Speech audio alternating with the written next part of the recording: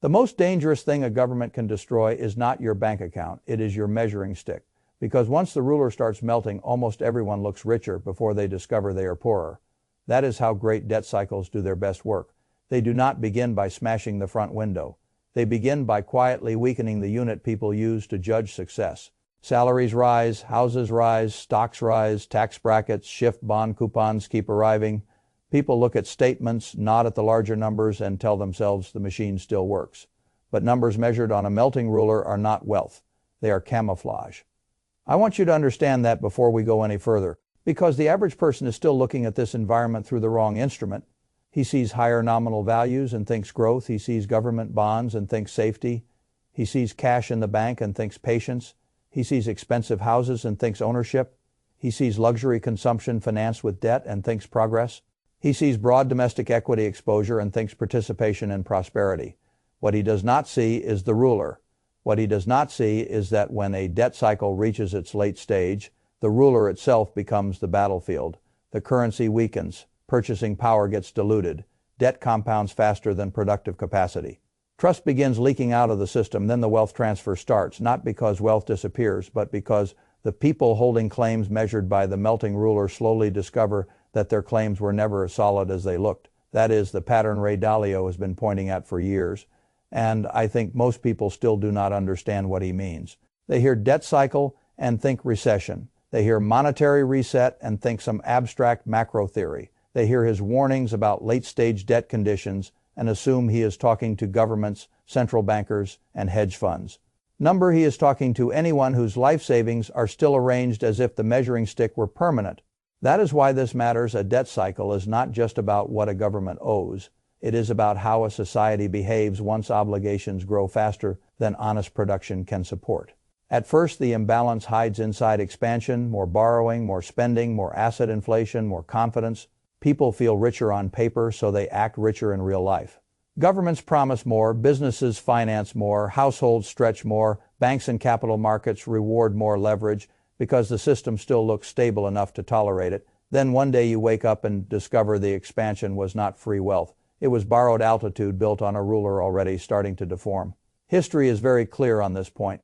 And history has no sympathy for people who say this time is different after the mathematics have already turned against them. Rome believed its institutions were durable enough to outrun debasement. It diluted the denarius again and again to fund an empire whose ambitions had outrun its treasury. For a while, the imperial story held. The state still had armies. Markets still existed, trade still happened, but the silver content of the coin kept shrinking, and once people realized the measuring stick itself was being cut down, trust fractured. Savings held in the wrong form became a slow-motion sacrifice, those holding real land, real goods. And harder stores of value survived better than those holding imperial promises. The Weimar Republic tells the same story faster and more brutally. The state had debts it could not meet, a political structure too weak for honest resolution, and a printing press willing to impersonate solvency. People receiving more marks felt the illusion of motion right up until the ruler liquefied. The savings of the responsible became ash. The man with paper promises in the wrong currency learned that being contractually paid is not the same thing as being economically protected. Japan shows the same mechanism in a more civilized costume.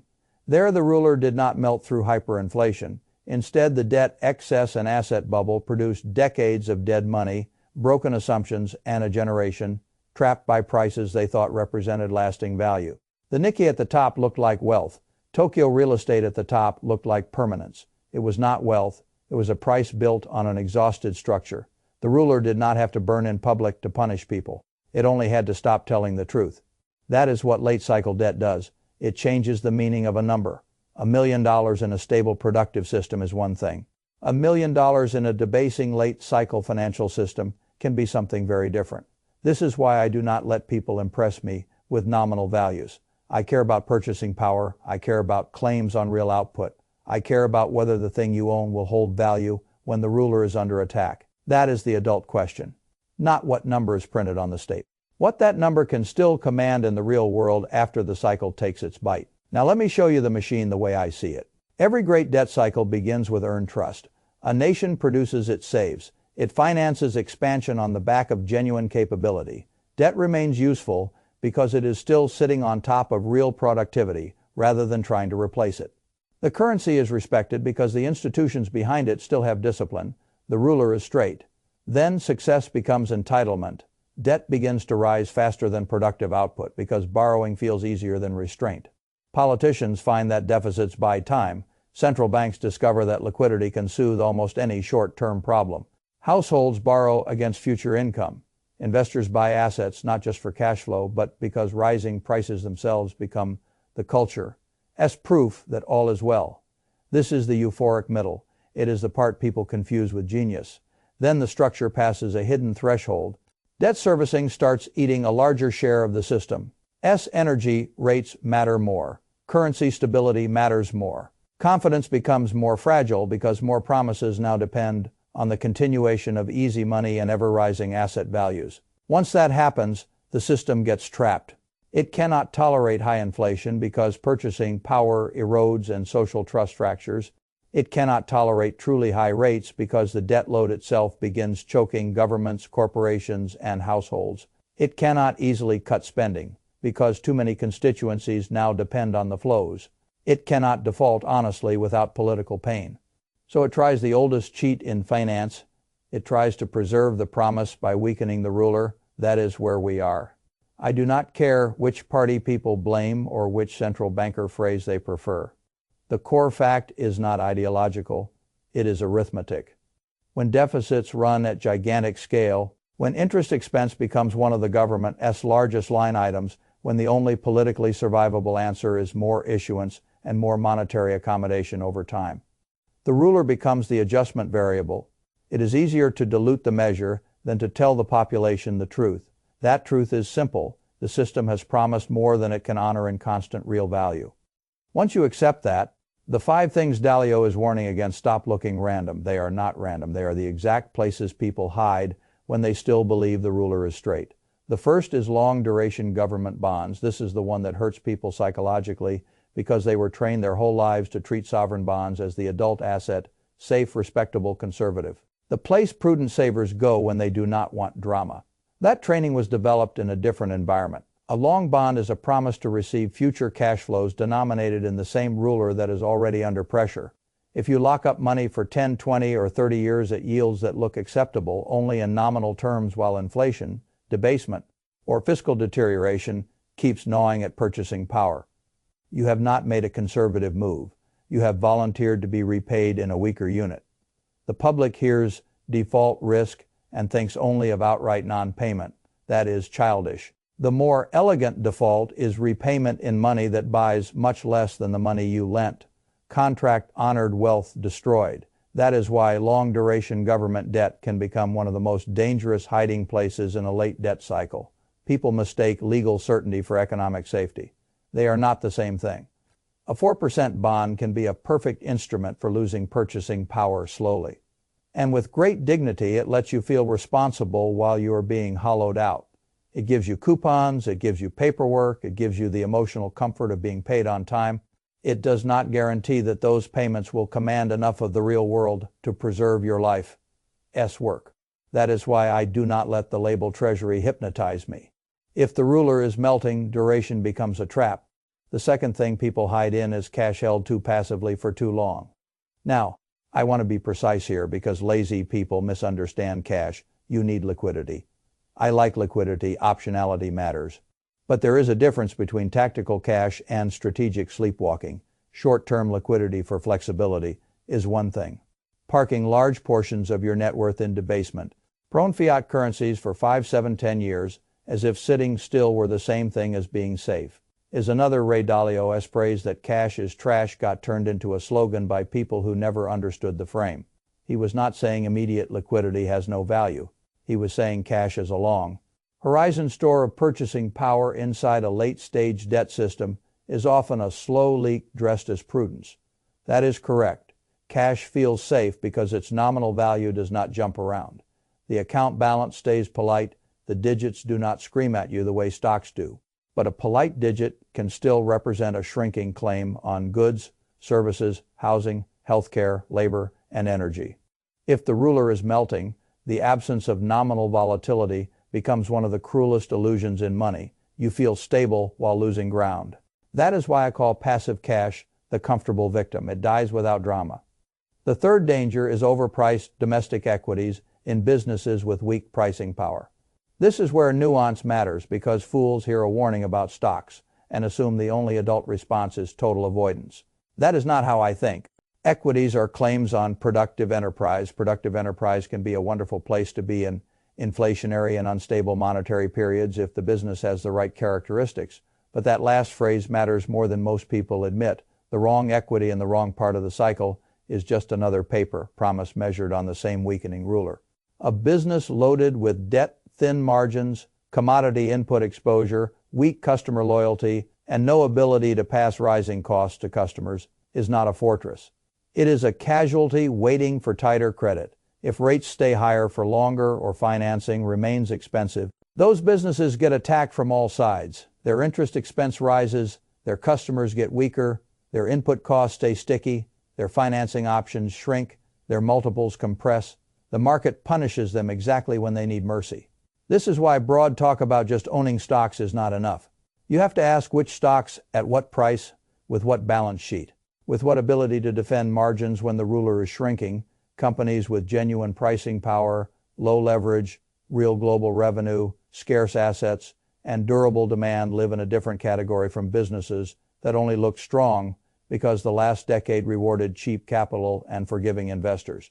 The public often lumps them together under the word equities. I do not. One is ownership in a business. The other is a chip in a late cycle casino. The fourth danger is residential real estate, bought at peak credit conditions with too much leverage and too little honest yield. This one is emotional because housing is not sold merely as shelter. It is sold as adulthood, stability, status, and identity. That makes it hard for people to think clearly. They do not want to hear that a house can be a bad purchase in a bad place at a bad price, funded with a bad structure. They want homeownership to mean wisdom automatically. It does not. Real estate can be a magnificent store of value in the right form, in the right place, at the right price, with the right financing, and with the right cash flow characteristics. But late in a debt cycle, a lot of people are not buying that. They are buying maximum leverage on top of exhausted affordability, poor rental yields, and prices inflated by the exact credit conditions that are now reversing. That is not timeless wealth. That is participation in a credit event. If mortgage rates stay high, if refinancing gets harder, if affordability remains broken, and if speculative demand dries up, then the same asset people treated as guaranteed wealth can turn into a giant fixed claim on their future labor. You do not need a 2008 copycat for that to hurt. You only need thinner buyers, weaker financing conditions, and a seller who discovers the market cannot fund his expectations anymore. Then the ruler does its work again. House price holds in nominal terms for a while perhaps, but maintenance rises, insurance rises, taxes rise, financing costs stay ugly, and the real return becomes much weaker than people imagined, or the price itself cracks. Either way, the person who bought too much house with too much leverage and too little honest margin learns the same lesson every cycle teaches. An asset bought with weak structure becomes a weapon against the owner. The fifth danger is the ugliest because it is the most personal lifestyle consumption disguised as investment. This is the category where a society at the late stage reveals its moral weakness. Luxury vehicles financed on credit, designer identities purchased through buy now pay, ladder culture, expensive experiences rationalized as self-care, while balance sheets deteriorate, consumption pulled forward with home, equity lines, personal loans, and credit cards because the public still wants the emotional appearance of prosperity even after the real foundations have weakened. This always happens late in the cycle. People feel squeezed, but they also feel entitled. The ruler is melting, so they chase harder symbols. They borrow not to acquire productive assets, but to preserve a lifestyle script. They finance the performance of success because actual resilience takes longer and hurts the ego more. That behavior is not just frivolous. It is a transfer mechanism. The household that borrows to consume in a late debt cycle is volunteering to stand on the wrong side of the wealth transfer. Every historical reset rewards some combination of low leverage, real savings, hard assets, productive ownership, and flexibility. It punishes the person who optimized for appearances, monthly comfort, and dependence on a system whose ruler is already under assault. This is why I do not admire the late cycle consumer with the financed image. He is not enjoying prosperity. He is converting future survival into present theater. And theater is a terrible investment. Now, I want to address the seductive argument people raise every time this subject comes up. America is different. Technology will save us. Productivity will outrun the debt. Artificial intelligence will create new wealth. Innovation will absorb the excess. The past will not repeat because the future is too dynamic. I do not dismiss those arguments casually. America does have extraordinary productive capacity. Innovation matters. AI could be a gigantic economic force. New industries will absolutely create fortunes. But none of that suspends the mathematics of an overextended sovereign balance sheet. Productivity gains do not automatically flow to the state's fiscal position fast enough to neutralize a giant debt load. They do not instantly erase interest expense. They do not restore a straight ruler overnight. In many cases, they widen inequality first, making the social side of the cycle even more unstable. That is the cruel twist. Technology can be real. Debt stress can also be real. A country can be innovative and still run a late cycle monetary problem. Both can be true at once.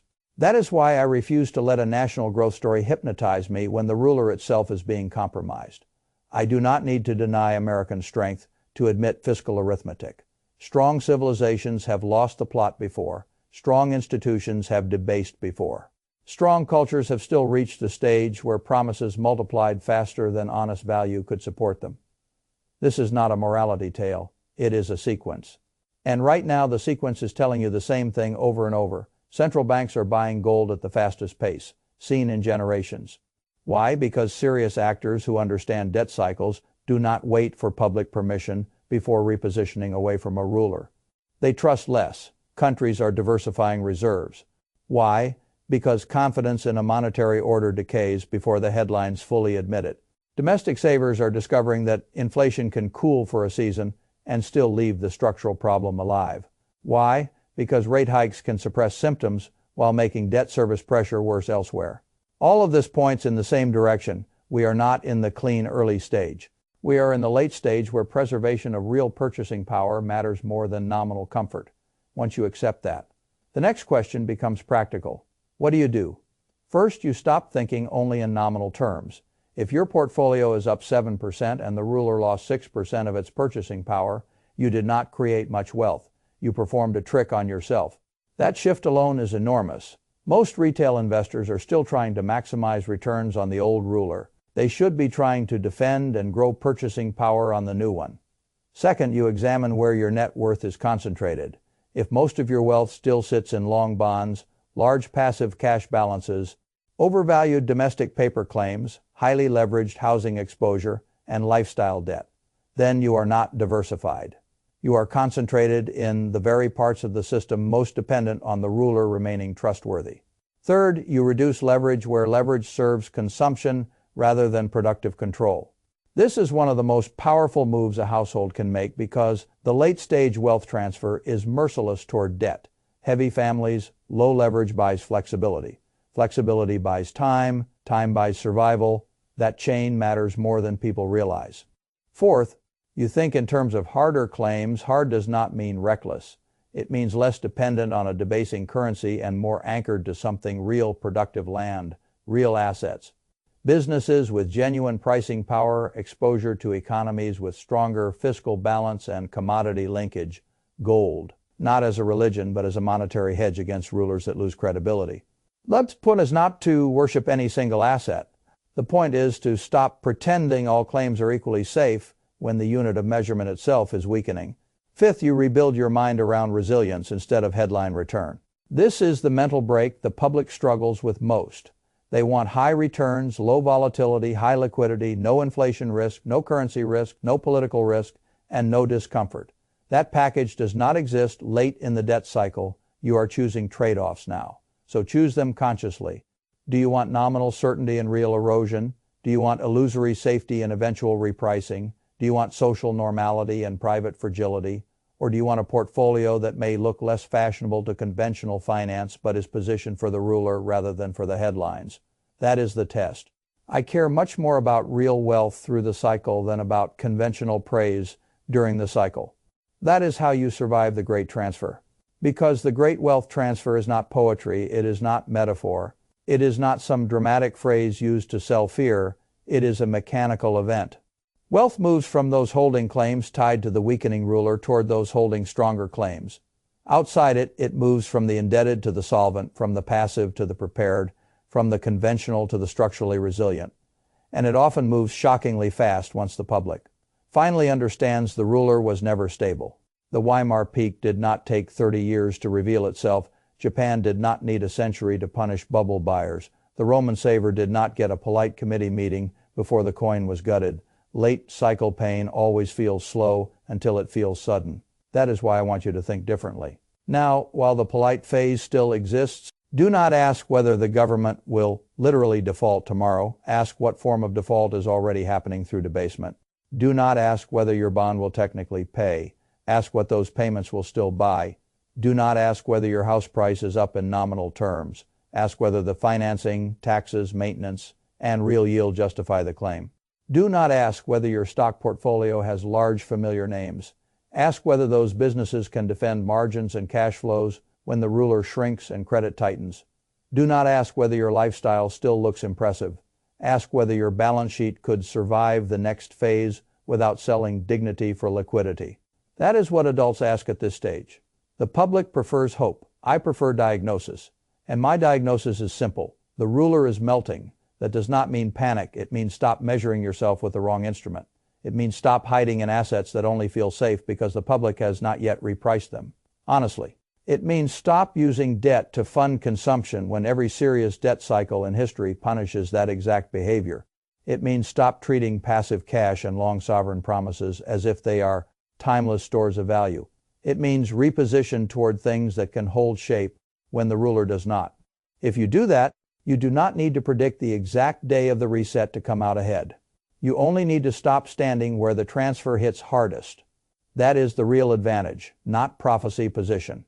So here is the final choice. When the great transfer accelerates, do you want to be the person holding paper claims denominated in a ruler that everyone suddenly trusts less? Or do you want to be the person who understood early that wealth is not the number printed on the page? Wealth is what remains when the ruler changes. That is the door. Walk through it now while people still think the digits are enough. Because once the public realizes the measuring stick itself was the problem, the repricing will not ask whether you were ready. It will only reveal whether you were standing in the right place when the ruler began to melt.